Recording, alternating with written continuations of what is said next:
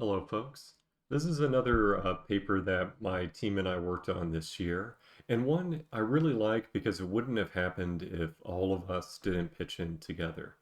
What we're showing here is a paper that combines some materials chemistry ideas with organic chemistry, with high throughput computing, and a little bit of machine learning. And that's something that not any single person on this list specializes in. Only collectively is it something that we're able to do together. And that, to me, is the best kind of project to work on, where we can all roll together towards an idea that not everyone completely understands. So, to not be evasive about that, this paper presents a simple idea that when identifying out of a group of new molecules which are the most likely to be synthesized, one should add in a quick quantum chemistry calculation to check the relative energies of those different molecules, in addition to the typical methods for predicting whether a molecule is synthesizable or not.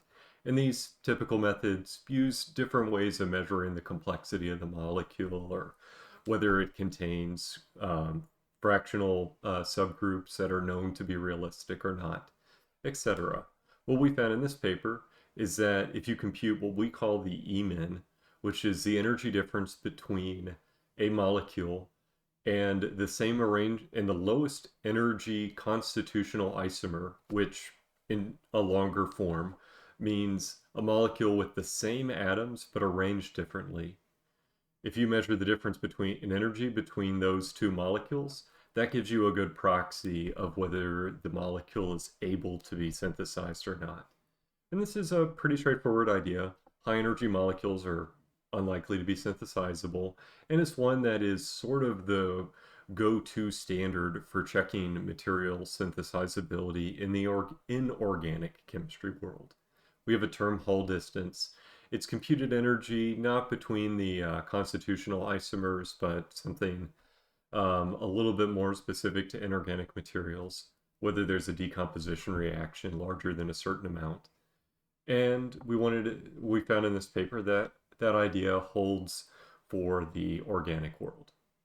So going into the details, let's talk first about the metric. Emin, I take all molecules that are possible for a certain combination of elements. You can enumerate them, large numbers, and compute the energy of every one, and then measure the difference between the minimum of those energies to the energies of your molecule. That's called the Emin. And we're able to compute that very easily to test with because there are databases of exhaustively enumerated molecules like QM9. And we can see here that within this database, there's a large amount of compounds that are known to exist, blue, and those which are not yet reported in the literature.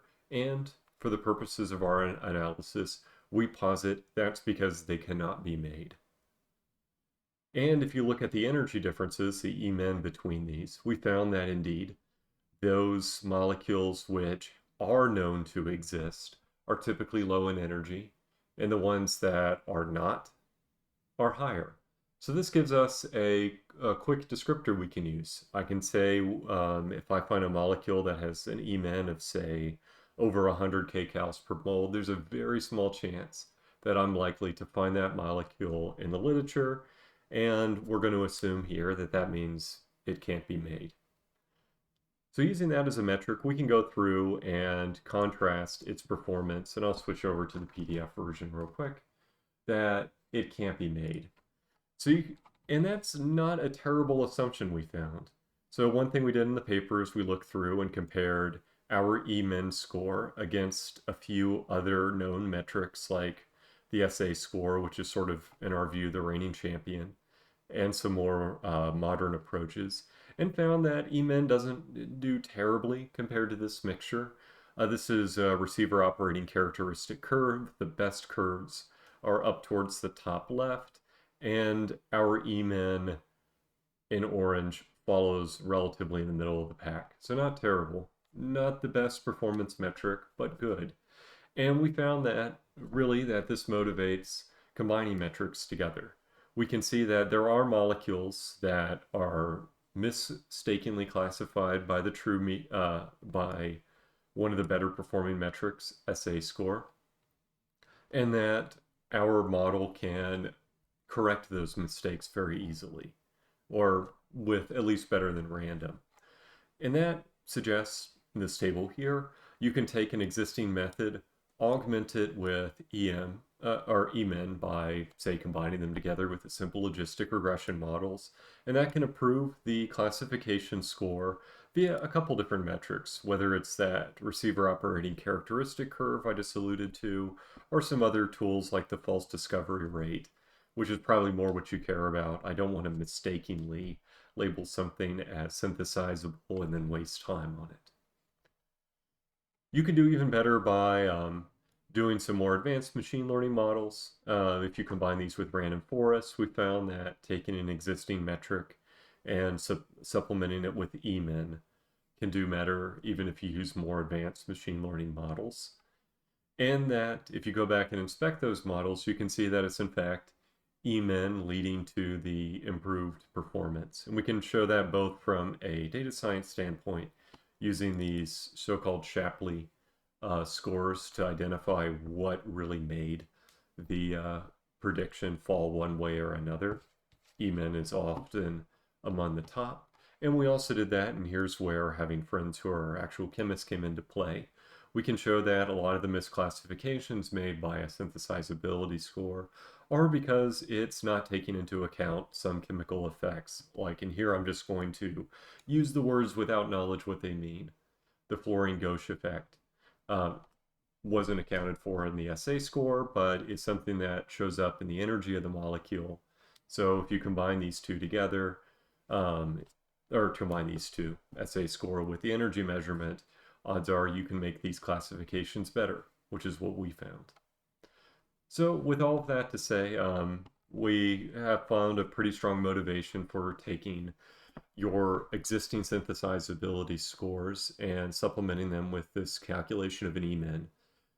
And that's something that we try to make available as well.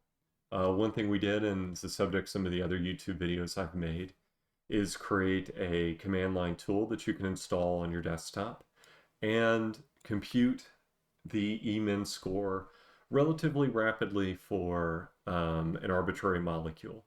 It'll go out, it'll download some molecules from PubChem to compare against, it'll run all possible combinations of atoms using this tool called Surge, and that combined together allows you to evaluate a typically sized like 20 atom molecule, and in some cases, what did I end up finding? I might have to actually look at the paper to remember, but I think it's like 20 minutes for these molecules.